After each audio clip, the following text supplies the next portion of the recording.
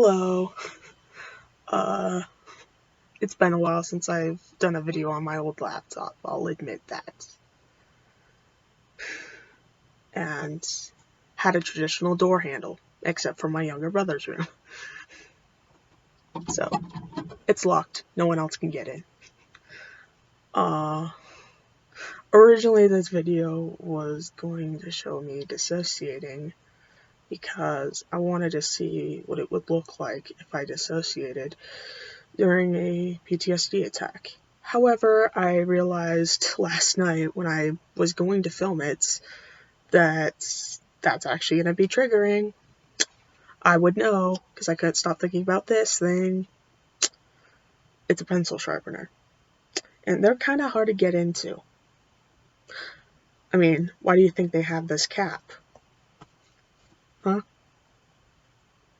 Anyways. Last year, around the same time, which right now is December 6th of 2022, so last year, I think it was December 3rd of 2021, I found my suicide note from 8 years ago. And I completely forgot about this, mainly because, I guess I hid it in my desk that I had in my room. I wrote something in the day after the morning, the afternoon, which was about, I want to say, 14 hours after my attempt. And I crumpled it up, kept it, and then I was supposed to add something new to it every year. However, the trend stopped going in about 2017 or 2018 because there was a lot going on. And then in 2019 and 2020, we moved from Salt Lake to Bountiful.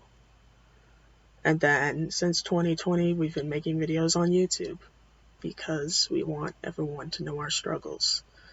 However, recently my channel had to do some restarting because I accidentally left my account open on an old phone that my brother got a hold of, so that's great. I was able to recover some footage, but it just didn't feel right having to repost old videos, so they're still around. I mean, I might repost them for memory-wise stuff, but I don't know.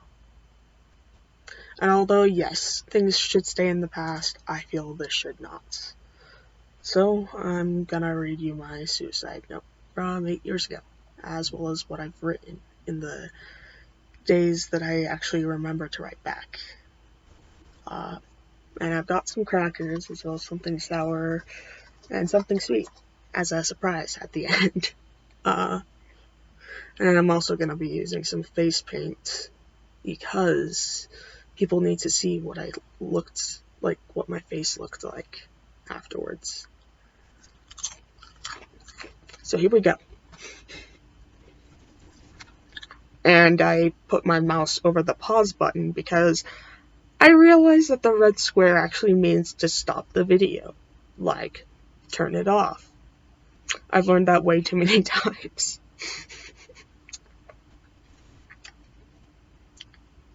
December 4th, 2014. If you find this, then the next, it says, Dear Mom, Dad, and whoever else cared about me. If you find this, then the next thing making noises will be sirens. After finding out your little girl, Hannah Rue Voss, is gone. Dead. You will see some big words I found in a dictionary that I got in the 3rd grade, that I've studied to describe how I felt for a while, as well as the monster you call your son.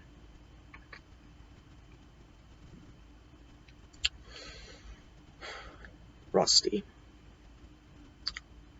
A sick bastard. I've been asking myself the same question. Why am I the way I am? Why am I ugly? Will people stop judging me for the way I am? I feel like a whore / slut for doing what he wanted. Out of all the insults he said, I've tried to brush it off, but it won't work, especially after what he's done. He hurt me, and I was threatened and told he would smother me in my sleep. I saw his personality change.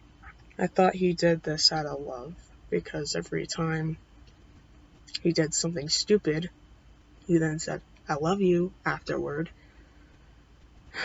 And now, whenever I say "I love you" too many times, I think I might be gaslighting someone, and I try to not do that. I didn't actually write that. I'm just adding some commentary. But I do that because of an old habit, and I'm trying to get rid of it. But at the same time, if I don't say that I love someone too many times, then I'll regret it. So it's sort of just a moment.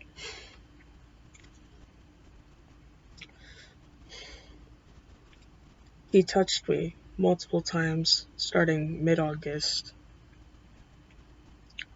I know the guilt will eat him up one day, so please talk to him because he broke me. And this is where I pause the video. I forgot to mention I have a mirror. However, if I try to reflect anything, the only thing it will reflect is either the mess that's behind the computer or, well, this. And it kind of looks freaky, not gonna lie. But the reason I'm wearing a hat is because I'm bald. One of my best friends lost some of their hair because medical stuff going on we don't know about yet.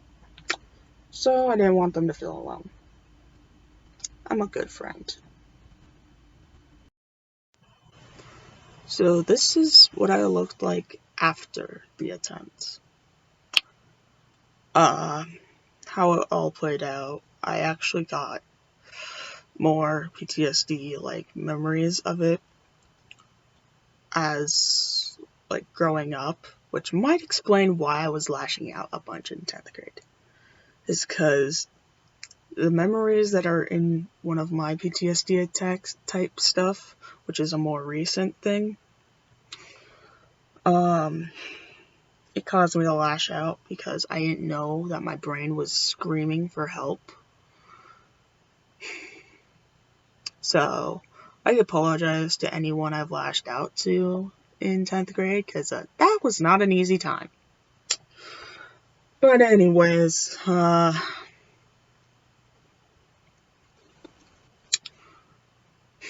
what's written underneath the first paragraph was written just minutes after it happened. Like, I wasn't even sure if it was still 12:39 p.m., which is when I discovered that I had a very vivid dream that something like this was actually happening. It's weird how in my dreams I can sort of see how I die if I were to have taken my life. And the thing is, the way that it happens 8 years ago was that during my dream, my brother broke into my room to sexually assault me. He climbed into my bed, which was a loft bed. It was a 9-foot room in height, but with the loft bed reached to about 8 feet. And so there was only 1 foot worth of room for me to, figure out light stuff and everything else. I don't know why my parents thought it was a good idea to get loft beds for all of us. Like, they could have settled for bunk beds. Like, what? But yeah, it's weird. I don't understand it. But, well, needless to say, I tried to fight him off best I could, and somehow with all my strength, in my dream, I threw him off of my bed, and he looked dead, and then I was like, holy shit, my parents are gonna kill me. But they can't kill me if I'm already dead. And it was an instinct moment that I jumped off my loft bed. Except I didn't have enough room to jump. I found that out in my dream, as well as in real life. The first thing that my nose hit was the corner of the door because I accidentally left it open as a nightlight because I was scared of the dark. Nowadays, I actually have pretty good night vision because autism. But it was funny.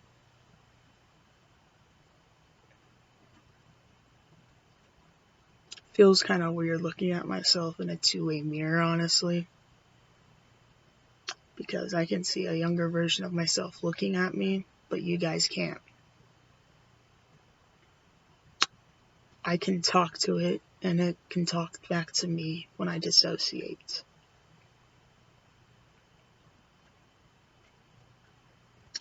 However, I've been dissociating all yesterday,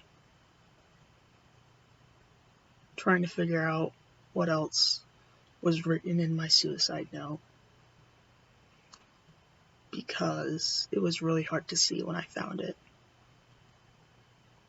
I had to listen to Youngblood.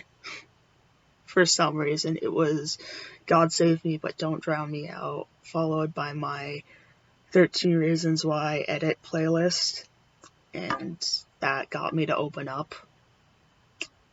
Somehow 13 Reasons Why became my lifeline, and I don't quite know how. But I mean, so did this letter. So, here it goes. If I somehow survive, help me, as my brain will try to bury this far down. Do what you have to keep me feel safe. Ask me for a hug. Ask me if I'm okay every day. It'll hurt, but I need it. As for future Hannah, if you live, don't be afraid to speak up. If Hannah no longer feels safe, change my name. And here's what I find really weird. Younger me predicted that I was going to go by my initials and then my preferred name. So, what the actual heck? Am I able to see into the future? But then I realized when I was writing back each year around this time, well, okay, I stopped in 2017 and 2018 because some shit went down. But, and by shit went down, I actually kind of forgot about this. And then in 2018, when my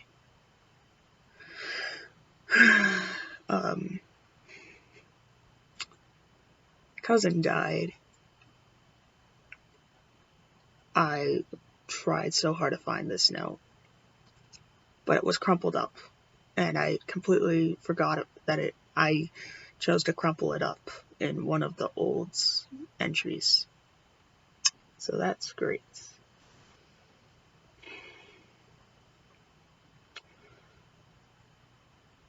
After I said, if Hannah no longer feels safe, change my name.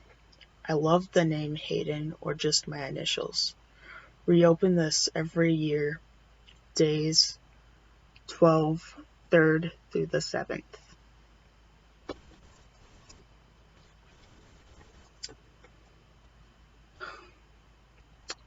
14 hours later, December 5th, 2014. Add something new to this if you choose to do so. Crumple this up. This can be your lifeline. But keep it in your desk so you can revisit it when needed to. Promise me that you'll get better. Rewrite it if it becomes hard to see. I'm here if you need to talk to the mirror. I can talk to you in the mirror when you feel lost, but only on certain dates, though. I love you and I'm proud of you. Goodbye, Hannah, and hello. In 2015, I wrote hello, as in I was in shock, in all caps. And then in 2016,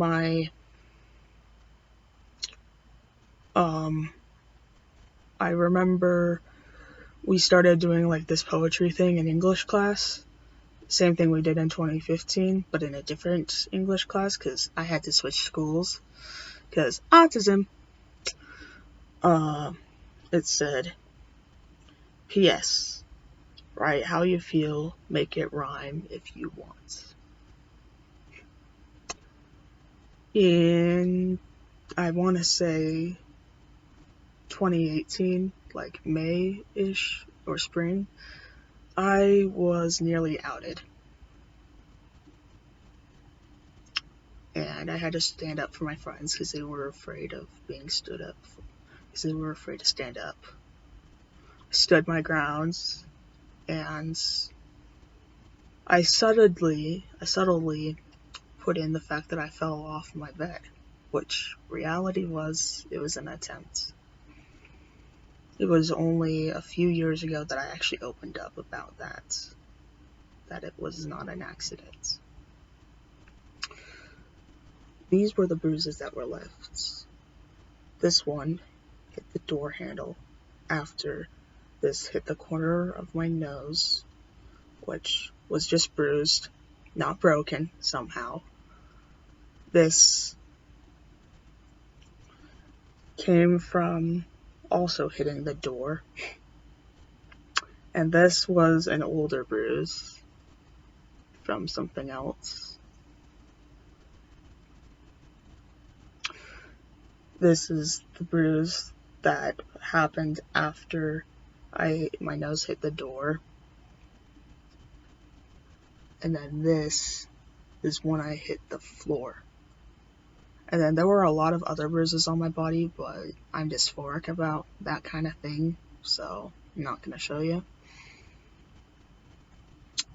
And then right here, I actually got scratched by my plastic dresser that somehow made it through all of the abuse I put it through on accident.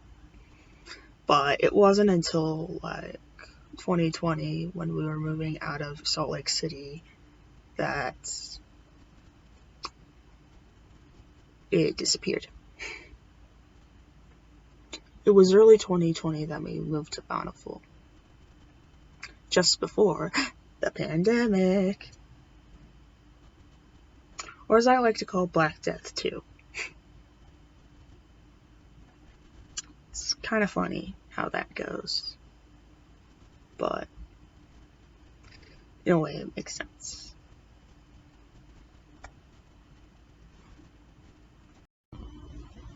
Funny thing about candles, they're not just for birthdays, but sometimes if a unpleasant smell comes in the room, you need something to put it away, like as a placebo, I guess. Same with birthday candles. You could use it to celebrate someone else's birthday or an anniversary. But for me, I guess this was supposed to be my 18th birthday candle, but then I realized I did blow out my 18th birthday candles. I just had to scroll back far enough through Instagram to find it.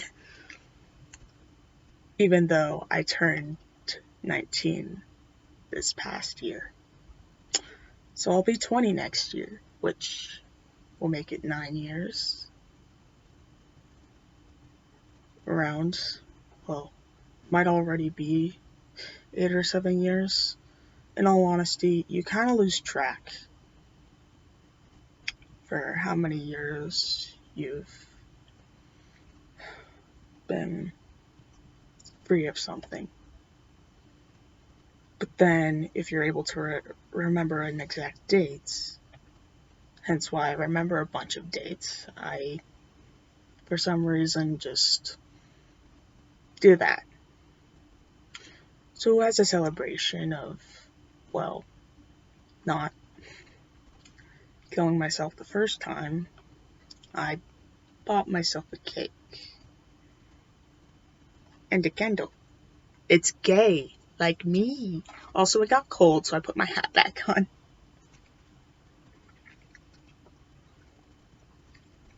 Best part, the frosting's whipped a bit.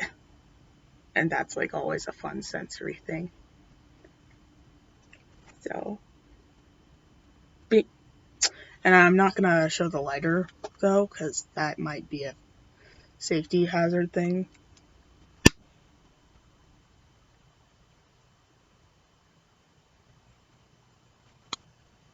I will, however, show the candle. Dee dee. Also, I don't like the song Happy Birthday anymore, which is something I forgot to mention in my letter. I might write something new during my therapy session on it, because I'm going to bring it with me, along with this video. But, cheers, past me. You're 19. You graduated high school.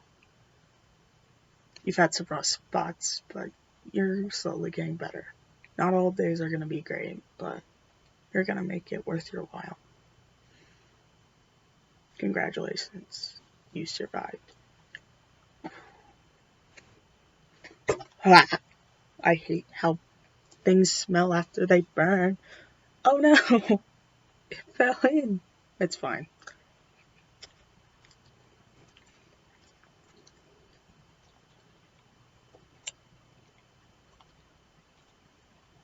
Wax. Why was it invented? I mean, aside from being a good burn usage, I guess. But not great.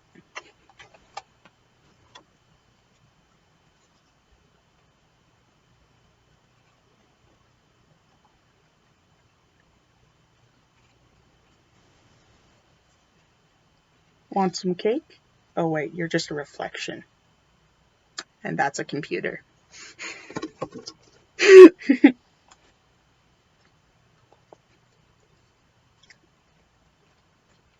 See you guys later. I pressed the pause button on accident.